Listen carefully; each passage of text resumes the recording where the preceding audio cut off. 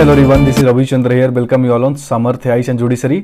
One liner से ऊपर वाली जो हमारी सीरीज चल रही है 70th बीपीएससी को टारगेट करते हुए, उसके पार्ट 2 में आज काफ़ी सारे अच्छे पॉइंट्स के ऊपर बात करने वाले हैं। काफ़ी क्वेश्चंस ऐसे हैं जो आप लोगों के एग्जाम्स में डायरेक्ट अपीयर हो सकते हैं, जो पॉइंट्स हैं वो आपके ऑप्शंस में डायरेक्ट दिख सकते हैं। तो हम बात करेंगे आज काफ़ी सारे अच्छे पॉइंट्स के ऊपर। पार्ट 1 में मैंने आपसे डिस्कस किया था काफ़ी सारे पॉइंट्स को लेकर के, आप लोगों ने बताया भी था, ठीक लगा आप लोगों को। उसके बाद मेरी तबियत थोड़ी ठीक नहीं थी, बीमार था, तो मैं उस पर बना नहीं पाया। अभी कंटिन्यू करेंगे। देखिए, यूट्यूब एक ऐसी चीज़ है जिस पे बहुत ज़्यादा टाइम स्पेंड करने की जरूरत पड़ती है, बहुत सारा रिसर्च लगता है।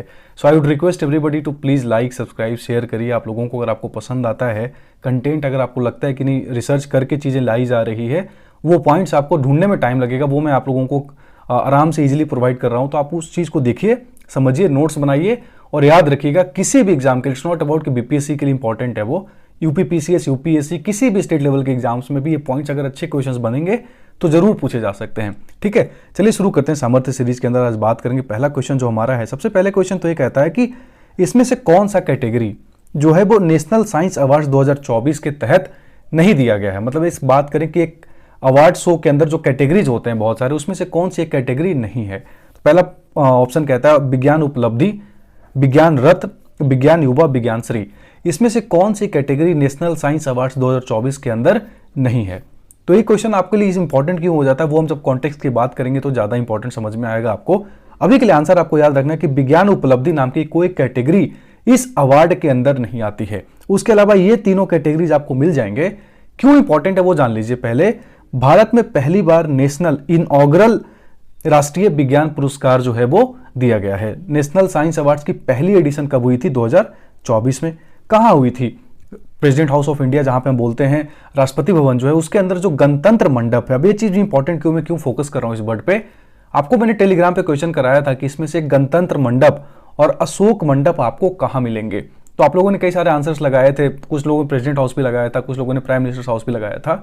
देखिए, जब आप यूपीएससी क्लियर करते हैं ना, तो जब लवासना से वापस आप प्रेसिडेंट हाउस विजिट करते हैं तो आपको गणतंत्र हॉल है ना, जिसको पहले बोला जाता था दरबार हॉल, उसमें बैठाया जाता है। तो दो दरबार हॉल था, उसका नाम चेंज करके क्या कर दिया गया है अब गणतंत्र मंडप। और जो अशोक दरबार हुआ करता था उसका नाम अशोक मतलब हॉल हुआ करता था, उसका नाम चेंज करके क्या कर दिया गया, अशोक मंडपम। तो ये दो बातें आपको याद रखनी है। कहां पे हैं दोनों? प्रेसिडेंट हाउस में ही है, नाम चेंज कर दिया गया है उनका।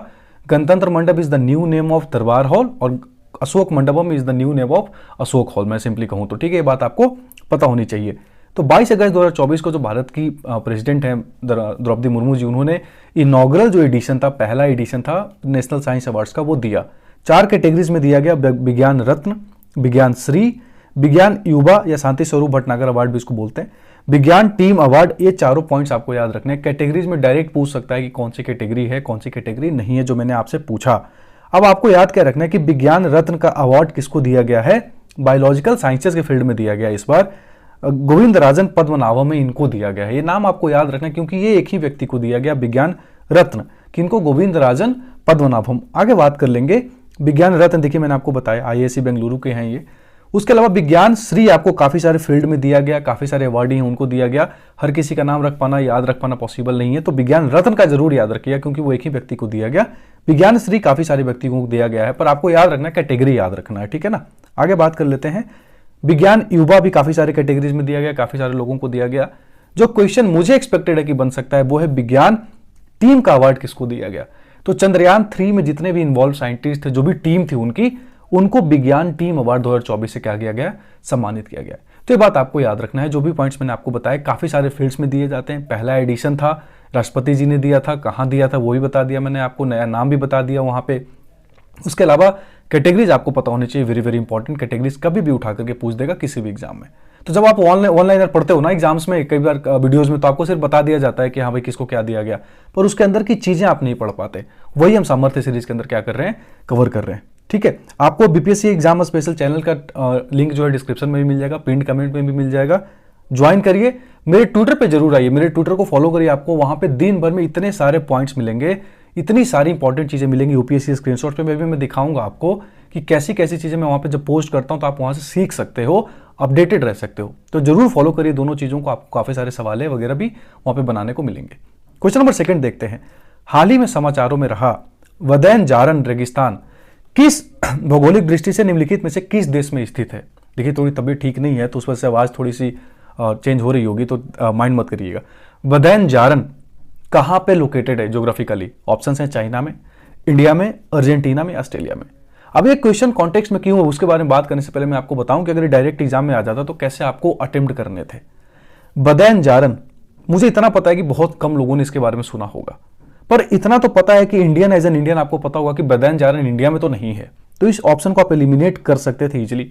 दूसरी चीज, अर्जेंटीना जब आप पढ़ते हो, साउथ अमेरिकन कॉन्टिनेंट में बसा हुआ एक बड़ा प्यारा सा देश, लियोनेल मेसी वहां के हैं, तो आप लोगों ने पढ़ा होगा पैटागोनियन डेजर्ट, है ना? तो पैटागोनियन डेजर्ट के बारे में आप पता होगा, तो आपने इतना जानते होगे कि अर्जेंटीना में भी नहीं होगा क्योंकि वहां पे सबसे फेमस पैटागोनियन डेजर्ट है। लेकिन ऑस्ट्रेलिया और चाइना दो ऐसे देश हैं जहां पे तमाम डेजर्ट हैं, बहुत सारे डेजर्ट मिल जाएंगे आपको। एक तो ऑस्ट्रेलिया का तो वेस्टर्न पोर्शन ही पूरा डेजर्ट है, पर्थ वाला एरिया। चाइना में भी गोबी डेजर्ट वगैरह मिल जाएगा, कोल्डेस्ट डेजर्ट, कूल डेजर्ट है वो भी एक अच्छा पॉइंट है, गोबी डेजर्ट के बारे में याद रखिएगा।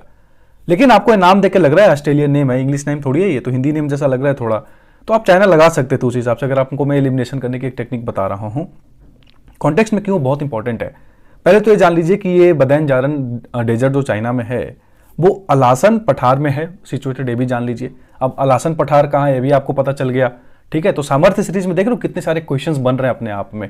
इन सब क्वेश्चंस को अगर मैं अकेले कराता हूं तो 1000 क्वेश्चन हो जाए, उन्हीं को मैं पॉइंट्स में आपको बता रहा हूं, ठीक है। तो नोट्स बनाइएगा।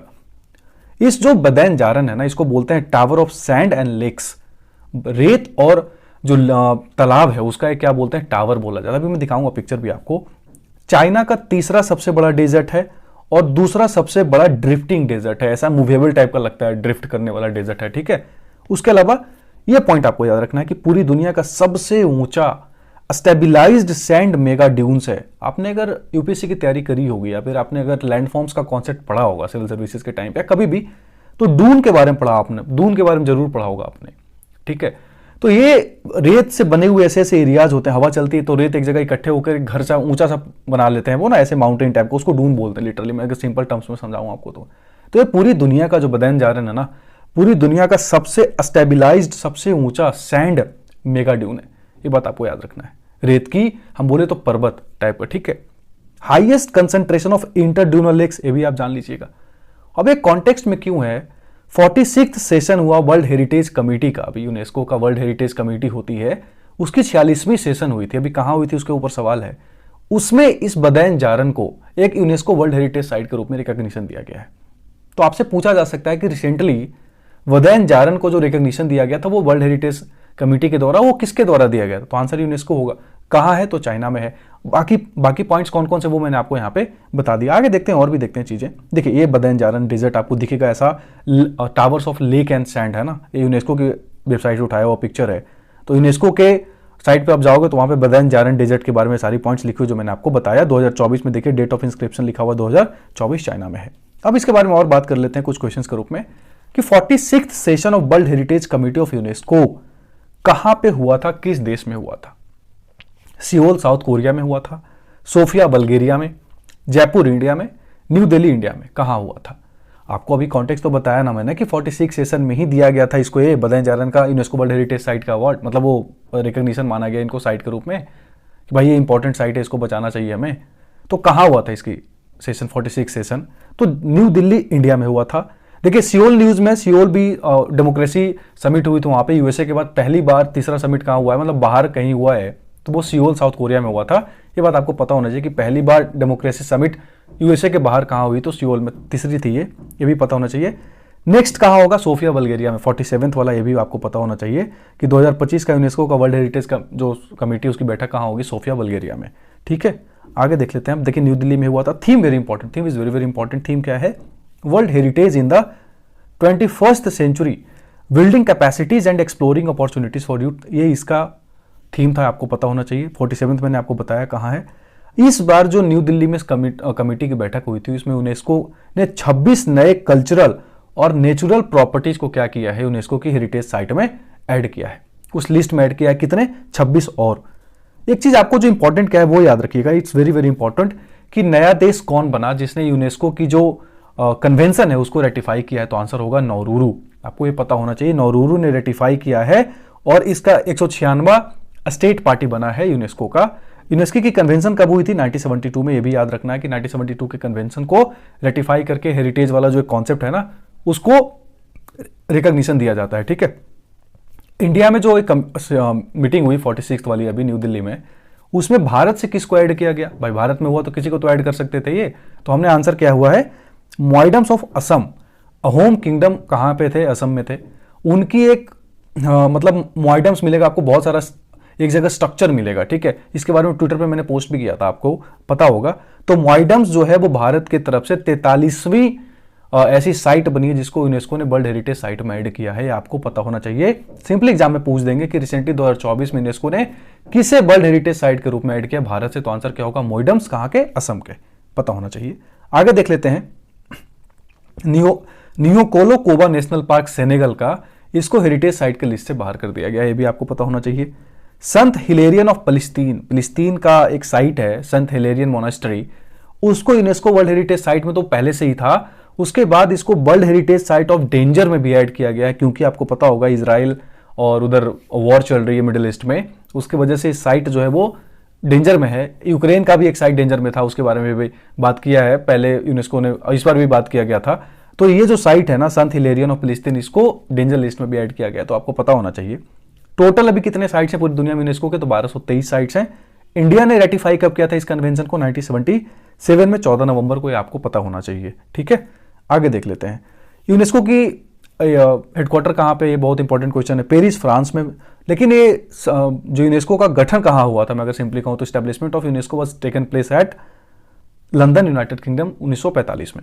वर्ल्ड वॉर 2 के समय हुआ था। उसके बाद कि हाँ भाई हमको बचाना है, इतना सारा साइट्स हैं जो सब डैमेज हो रही है वर्ल्ड वार्स की वजह से, तो उसके लिए पेरिस, फ्रांस में पेरिस को इसका हेडक्वार्टर किया गया, सेटअप किया गया था। तो ये बातें आपको पता होनी चाहिए।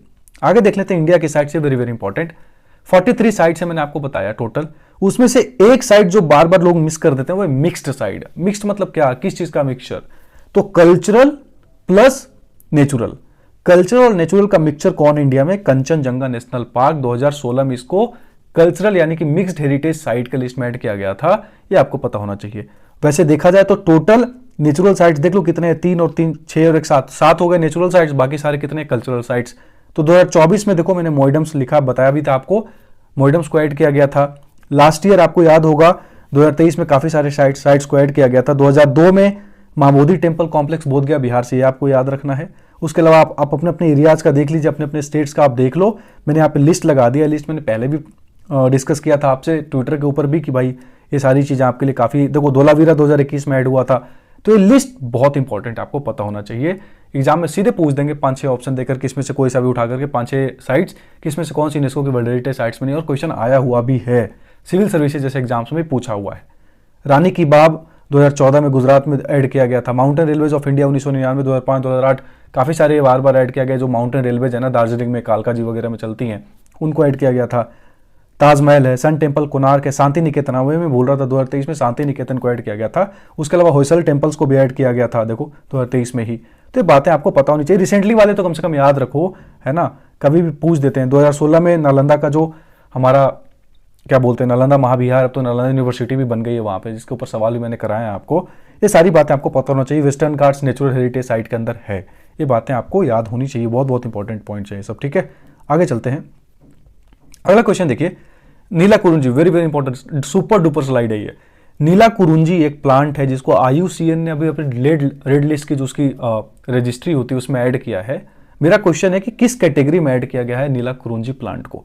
ऑप्शन है आपके, नियर थ्रेटेंड, हाँ भाई लगभग ये कहीं ना कहीं खतरे में है। क्रिटिकली इंडेंजर्ड, बहुत ज्यादा खतरे में है, इसके ऊपर सीधे एक्सटिंक्ट होता है और कुछ नहीं होता। वल्नरेबल, कि हाँ भाई बहुत ज्यादा खतरे में लेकिन ठीक ठाक अभी है पोजीशन।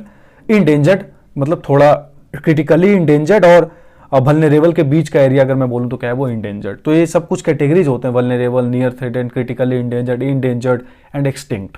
तो आपको ये याद रखना है कि नीला कुरुंजी को वल्नरेबल कैटेगरी के अंदर IUCN ने अभी ऐड किया है। नीला कुरुंजी क्या है, 12 साल में एक बार, मतलब ये फूल जो है वो, मैं इसको कहूँ ब्लूम शब्द इसके लिए यूज किया जाता है कि वो खिलता है। अगर मैं अपने सिंपल लैंग्वेज में बात करूं तो नीला कुरुंजी एक प्लांट है जो 12 सालों में एक बार ही खिलता है वो, या एक साल में, मैं 12 साल में एक बार कहूं तो क्या वो मिलता है आपको, जैसे कुंभ लगता है ना वैसे ही। तो नीला कुरुंजी का साइंटिफिक नेम आपको याद रखना है अस्ट्रोबिलांथिस कुथियाना। ये इंपॉर्टेंट है, क्यों? क्योंकि ये क्वेश्चन आपसे पूछ देंगे एग्जाम में कि ये भाई किसका साइंटिफिक नेम है। बीपीएससी में मैं एक्सपेक्ट करता हूं कि क्वेश्चन अगर पूछेंगे तो ऐसे ही पूछेंगे साइंटिफिक नेम के साथ ही।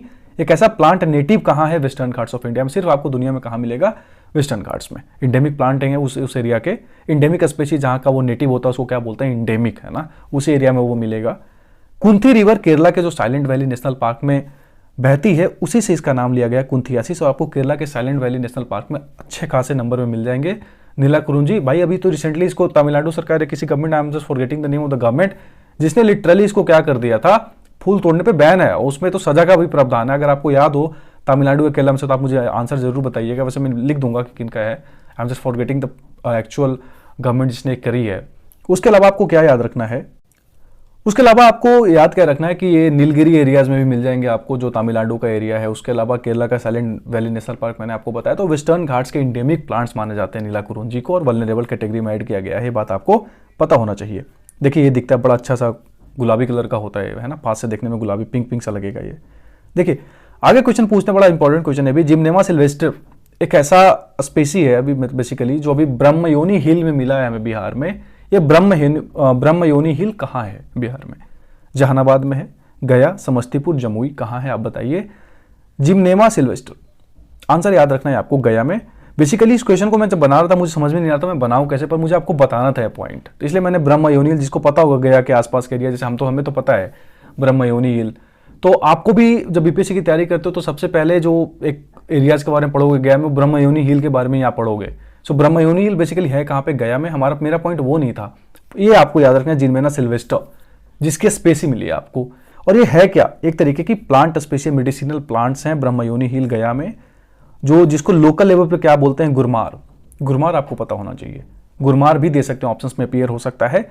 एंटी डायबिटिक हर्ब है, एंटी डायबिटिक पेशेंट्स के लिए यूज होता है ये।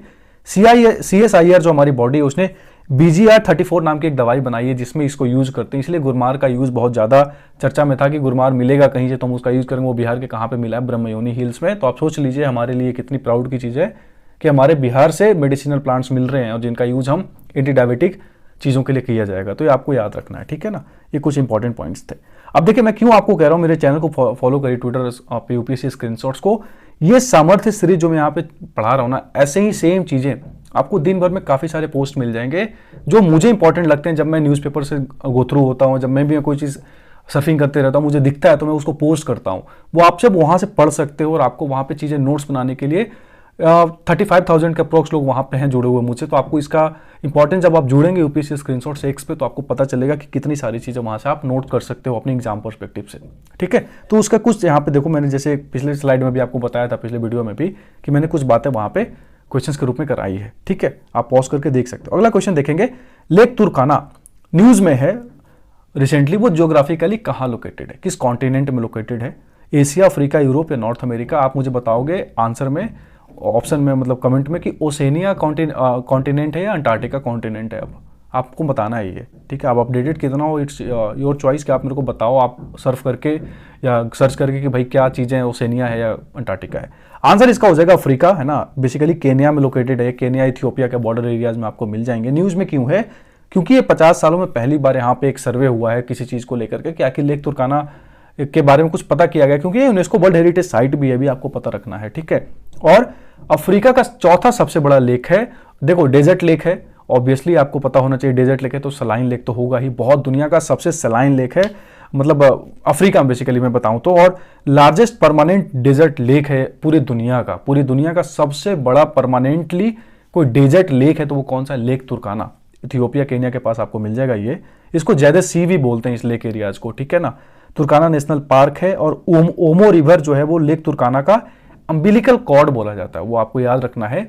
वैसे सबसे बड़ा कौन सा लेक है फ्रेश वाटर लेक में अफ्रीका का बताऊं तो विक्टोरिया लेक, आप सबको पता होगा, जहां से नाइल नदी निकलती है।